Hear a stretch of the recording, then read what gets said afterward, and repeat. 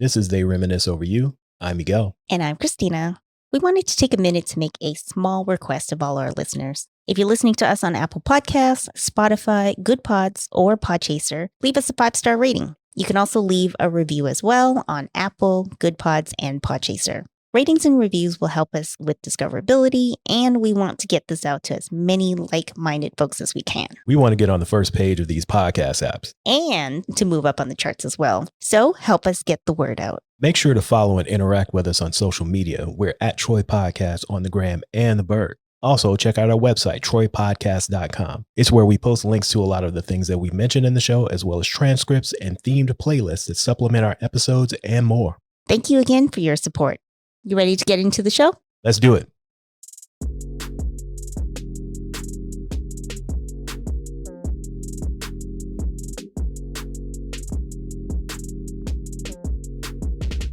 Welcome back to They Reminisce Over You.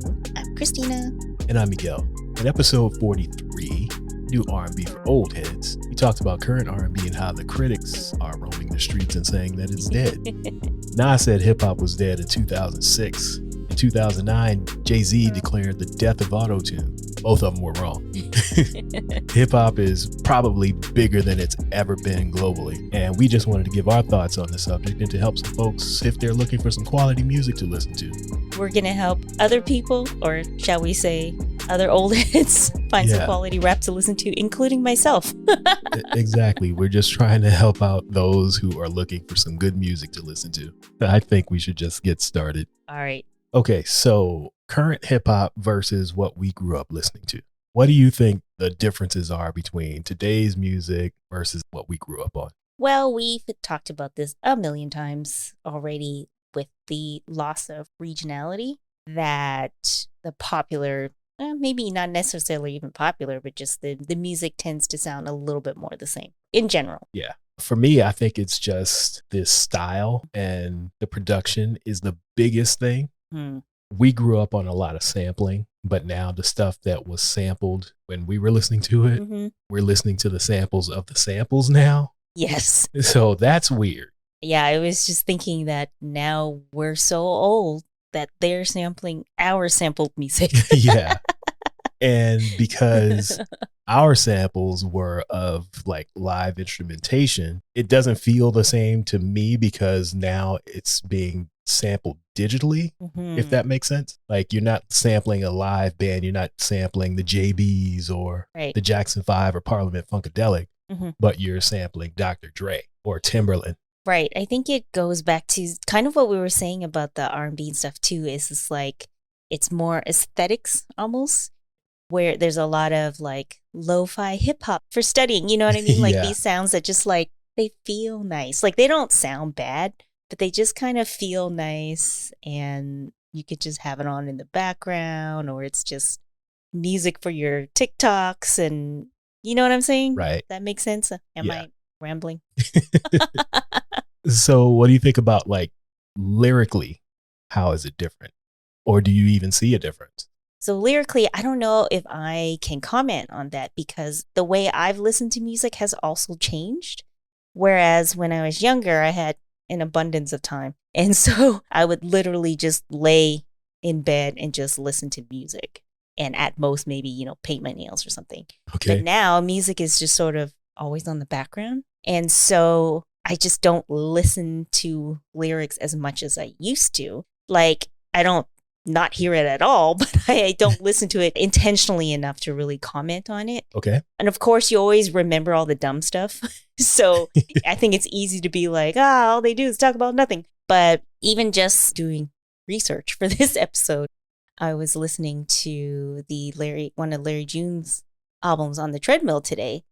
And I thought I'd be able to focus on it, but since I was running on the treadmill, I was like looking at the time and doing intervals and counting and stuff. So even then, I wasn't completely paying attention to the lyrics. I heard it enough to be like, okay, this sounds pretty good, but not enough for me to be like a real critic on it. So that's my long way of saying, I don't know.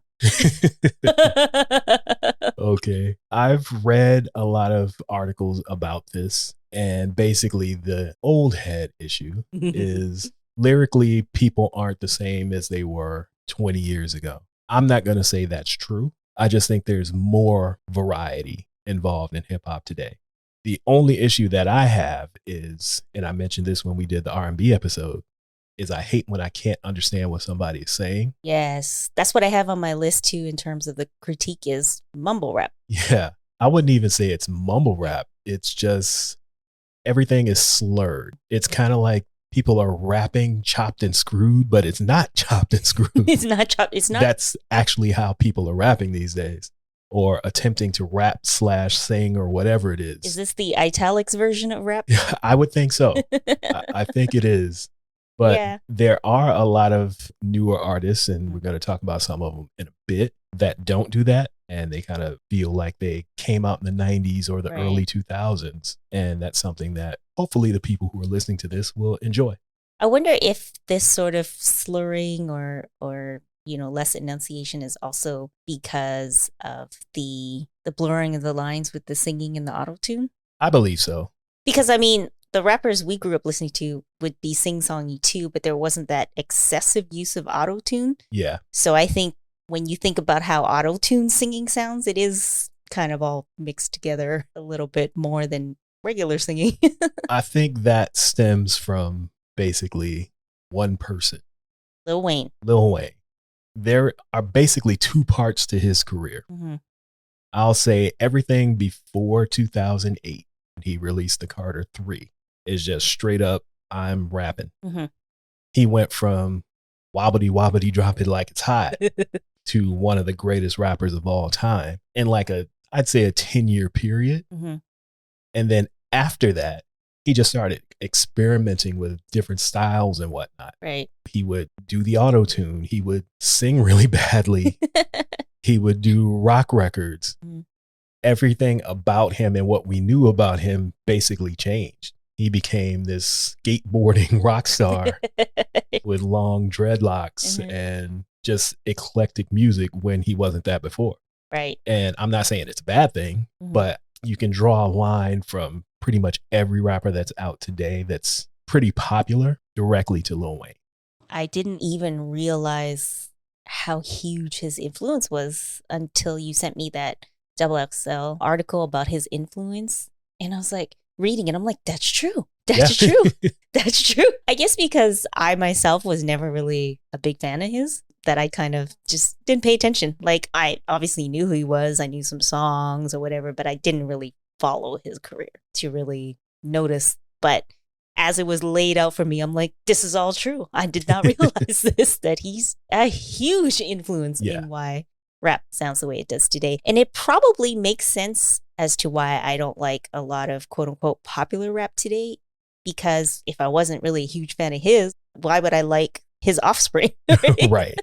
So that kind of all clicked for me. Yeah, I was a fan of Lil Wayne. I think he can rap his ass off. It's just when he does get into this little eclectic things that he Mhm. likes to do, that's where it kind of falls apart for me. Right. Because he's not a great singer. Mhm. So that's why he kind of covers it up with the auto tune. Yeah. But again, he's not a great singer. So even the auto tune doesn't fix that. So people who are our age are like, ugh, I don't need to hear that. Because when this album came out, Lollipop was the first single. Right. The second single was A Milli. Two completely different songs. I was all over A Milli. Mhm. Really don't care much for Lollipop. Same. And that's how it's been for me when it comes to Lil Wayne ever since then. I pretty much like half of the stuff that he does, Right. as opposed to liking everything that came out previously to that. Yeah. Because I was trying to figure out what it was about the sing-songy style that I didn't like. Because I was like, but I listen to rappers who do sing-songy stuff. And I think it's just it's more of the excessive auto-tune. Because Right. I mean, I've listened to rappers sing badly. It doesn't bother me at all. Yes. But it's something about the auto-tune that I just don't like. Yeah. It's just doesn't work for me. And like I said, you can draw a straight line from Lil Wayne to like a Lil Uzi Vert or Mm-hmm. Travis Scott or Post Malone and Lil Nas X. And we're not even talking about the ones who came immediately after, like Drake and Future and Kendrick Lamar. You can tell they're obviously like fans of Lil Wayne, Mm-hmm.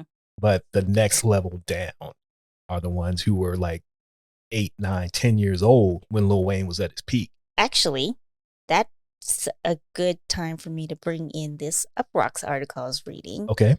And we kind of talked about this in our episode with Cue Points. Remember when we were asking them when did they fall in love with hip hop, and we were all telling our stories, and we were all around like 10 to 12 years old, right? So I'm reading this UpRocks article that talks about a story that was published in the New York Times, just trying to figure out why old people don't like young people music.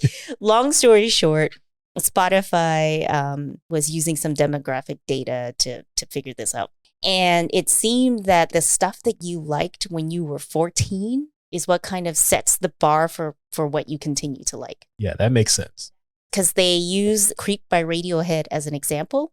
And it said it was the 164th most popular song among men who are now 38 years old. So they would have been 14 years old in 93 when it was the top radio hit. And I mean, that tracks, because think of all the stuff. I mean, there's stuff we liked when we were a little bit younger and a little bit older, but around that age range pretty much informs everything we like now. And if you're a young kid seeing Lil Wayne on TV with tattoos all over his body, he's got tattoos on his face. He's got the long hair. He's riding skateboards and attempting to play guitar. This is all stuff that you're going to be into. Right. As a young kid, and you're going to grow up, and that's why you see somebody who looks like a Trippie Redd. He's basically Lil Uzi Vert, even Post Malone. Yeah. Like, these could literally be Lil Wayne's children. We know he has a lot of kids. Can't confirm if any of these are his or not. And that's probably why, again, when the old generation versus the young generation is like, we're always like, we didn't do that when we were kids, like, because that's probably why, again, rap sounds more experimental and the kids just look different from our rappers wearing them big heavy leather coats and chucks and whatnot, right? Exactly. Because these kids who are in their early 20s now, they're not looking at Nas and Jay-Z as their heroes. They're looking at Lil Wayne. Right. They look at Nas and Jay-Z the way that we look at like Run DMC. Like, these are our older uncles. Right. We don't really want to listen to them. Like, they're cool, but Whereas Lil Wayne is like an older brother. Right. Or the cool younger uncle. Yeah, exactly. Are you enjoying this podcast? Hell yeah. If you're enjoying it as much as he is, there's a couple things you could do. Feel free to drop some coins into our collection plate at coffee.com/Troy Podcast, and that's coffee as in KO-FI.com. Link is also in the show notes. We're self-funded, so any support would be appreciated.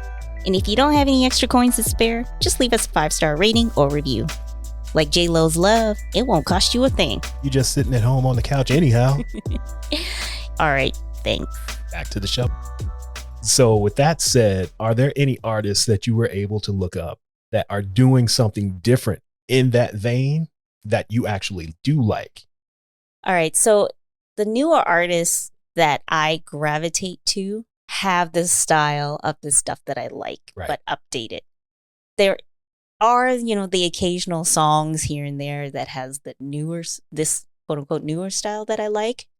But again, they're just sort of like catchy pop hits, basically. So I don't know if that counts as new, if they're just giving a refresh of the old sound. Right. I mean, it is new because it doesn't sound like it's old music, but it's definitely old head friendly. There were some artists I found on my own and some artists that I looked up from the list you gave me. And I didn't look at their background at all. I just wanted to hear the music. Right. And not surprisingly, all the people that I liked cited their influences as the old head rappers that we like. Like their influences would be Big L, Nas, Jay-Z, DMX, Foxy Brown, Lil' Kim. So it was like, oh, of course I like these guys. Right. They either cite these people as their literal influences, or they work with people like the Alchemists, or they're the children of Razkaz. Yeah. Or, you know what I'm saying? So it's just like, I don't know if they're doing anything new other than keeping that sound fresh. Well, you gave a couple names. Mm-hmm. Would you like to list them off? Because you said the children of Razkaz, but what's the name of the group? So the children of Razkaz would be one half of Coast Contra, the twins with, I'm sleepy if I can't remember. Tidra Moses. One of my favorite R&B singers ever, Tidra Moses' name. Yeah, so They have twins, and then there's 2 other guys in the group. I listened to their Apartment 505 album and thoroughly enjoyed it. The last third or so was when it started to kind of go off for me, but overall it was pretty good. Okay. There's your girl, Lola Brooke. Yes, that's my favorite. So, I mean, I think both of us first kind of thought Foxy Brown-esque when we first heard her, and Lil' Kim, but she also just reminds me of like the 90s Brooklyn, New York rappers in general, not just the necessarily. Like, I feel DMX energy in her. Yeah, she is very New York. Yeah. So Lola, Corday, which I've known about him for a while, but I just started listening to him yesterday. Oh, man. But again, after I looked up his bio, he said his dad introduced him to Rakim, Nas, Big L, et cetera, and then he started researching these artists to learn more about them. So Larry June, I really like. I just found out about Armani Caesar too, which you've been telling me to listen to Griselda forever because that's what you're Wu-Tang, into. Right? Like, that's your lane. Yeah, so I don't know why. I just never got around to it. So when I heard her, I'm like, this feels like very 90s Wu-Tang, Nas, dirty New York. Exactly. Rainy, cold kind of music. Like all the stuff that you're into. Yeah. And for like party music, I like Saweetie and Lotto. They got a lot of like really like fun, I'm out with my girls kind of music. They can both. I would say Lotto tries to do a little rapidy rap a little bit more than Saweetie, but Saweetie did mention that she's trying to like hone her craft a little bit more. Okay. But I like them for like the fun rap, and I feel like I know I'm missing a whole bunch of people because that's the other thing is it's overwhelming. Yeah, there's a lot to choose from. Yeah. Unlike when we were growing up, there were maybe 30 rappers total that were releasing music. Because that just reminds me of a conversation we were having the other day when Rakim came out. You said you didn't know any better all this time. You're listening to Don't Push Me. Right. And then Rakim comes out with this sort of casual flow and your mind was blown because you had like 5 rap groups to choose from. Yeah, and he was completely different. And he was just putting words together in a way that we had never heard before. And it's like, oh my God, this shit is amazing. Mm-hmm. But yeah, I agree with that list that you were talking about. There are a few that I would like to add to that as well. Do it. One is this cat from Detroit named Sada Baby. Mm-hmm. Now, you know me, I have a lot of guilty pleasures when it comes to music. So I like Sugar Free. I like 2 Live Crew. And this is coming from somebody who says on this podcast all the time that I love lyricism. I love great production. Right. Sometimes I just like fun shit too. Mm-hmm. And Sada Baby is one of them. Well, we were introduced to him by him getting resurrected in the back of an ambulance. Yes. Yes. I watched that video again right before we started recording. And it just makes you want to dance when he's talking about like doing drive-bys and shit. So I would recommend that if you do listen to Sada Baby, watch the videos first because that makes you get it more than just listening to it. It's a hard listen if you're just jumping into the music, but the visuals make it all come together because he likes to dance with his shirt off. And he's like really skinny, but he's got a gut. And I just think it's funny. I think he's funny. And the music, he's always making you want to dance, even though he's talking about horrible shit. You tend to like that too, though. I do. I like foolishness. Well, you like foolishness that is on top of stuff that you shouldn't be dancing to. Exactly. So this is right up my alley. Also, I like this cat from the Bay Area named Simba. Mm-hmm. He's somebody that just can rap his ass off. I would recommend watching his Funk Flex freestyle and the freestyle he did with the LA Leakers before listening to his album because he's just amazing. I like Corday, like you said. I mentioned in one of the episodes that we did that I really didn't want to give him a chance when he first came out because he had that YBN attached to his name. Yeah. And I'm like, YBN Corday, I'm not going to listen to this. And it's part of the whole YBN this and that crew. Yeah. So I stumbled across one of his songs and I was like, you know what? This is actually really fucking good. Mm-hmm. And that's when I went back and listened to the album and the album was good as well. So I've been listening to him ever since. So we're looking at 3-4 years now. Yeah. Has that much time passed already? Yeah. I finally listened to it yesterday. Time is ticking. Because you've been telling me about him. Yeah. And so, I just, you know what? Like I was saying, it's so overwhelming because even when I was doing this, I would see them doing features with other people. I'm Right. like, oh, let me look at that. Let me look at that. And I just like, let me just put on something familiar. There's someone from the UK that I liked a while back, and I had listened to some of her stuff before, but it was brought back to my mind when we did the episode with Q Points. Little Sims. It's the music that you say you want to play in this mythical coffee shop that we have. Our hip hop coffee shop / workspace. And it's not a bad thing. Like, she's definitely not Lola Brooke, but she's not boring either. Right. But she's going to give you some good, consistent music. And until today, because I don't think I ever really saw her face, I've only ever listened to the music. She's Sherry from Top Boy, Dushane's girlfriend. Okay. I never knew that until today. Really? Yes. So Top Boy just has like a bunch of rapper actors. Basically. They are full of UK rappers. Ooh, that's what we should do. Get more into some UK rappers. You know what? Let's do it. Because there's a handful I like that are, a little more established, but I'm sure there are other ones we could dive into. Yep. Okay. That's all I wanted to say about that. All right. So she's the catalyst for us to dig into UK rappers. Yeah. Okay. Play some Stormzy. Yeah. And some Where's Kano. my peas, bruv? Stormzy and Kano. And Dushane, what's his rap name? He has some. I don't remember. I forgot. Yeah, there's this UK Peloton instructor that I used to ride to all the time. So she introduced me to some more UK rap. Okay. We can pull it up from there. And out of all of the newer artists that I've listened to, my favorite is this group out of LA called Villain Park, because they remind me of like the Alcoholics or Caution. It's two guys, they have a DJ. In their early days, they had like two other people, but they kind of fell off as well. But they sound like their music came out in 1998, right? Which is a good thing. It's not a bad thing at all. And I'm like, how are these 22-year-olds making this kind of music? And then I find out one of the guys in the group, his brother was in People Under the Stairs. And it's like, okay, that makes sense. Your brother is Double K, right, and he's feeding you all of this information and you're taking it in, and this is what's coming back out.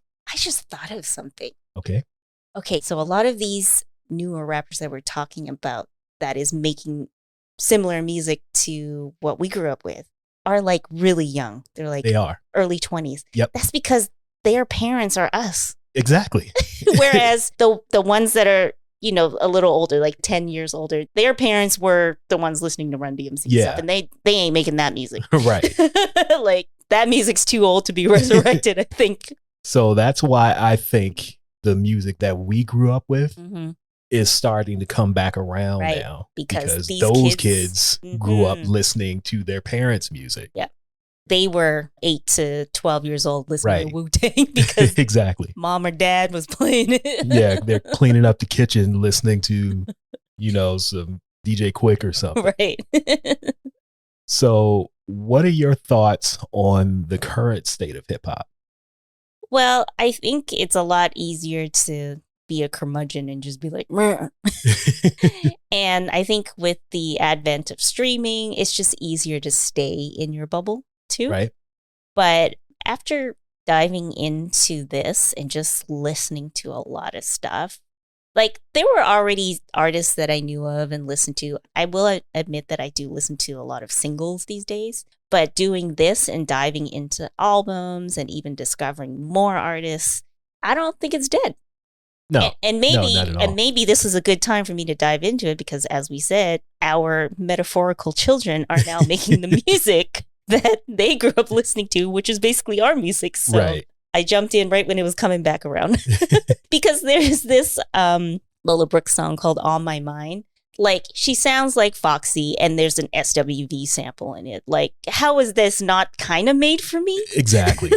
But like made from a 20-something-year-old at the same time. So that's right up your alley. Exactly. And just like with the clothes, 90s fashions and styles are coming back around as well. Yep. You see it in the way that these kids are dressing.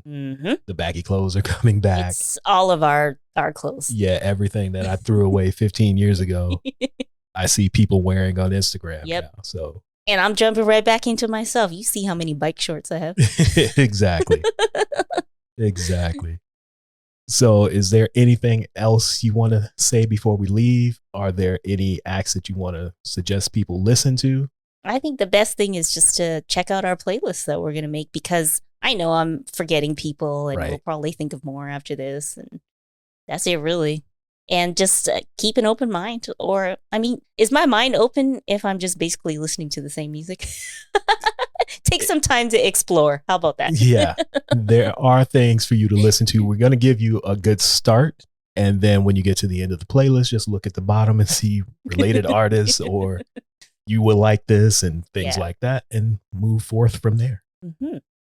That's all I have. So I think we can wrap this one up. It was short and sweet. We got in and got out.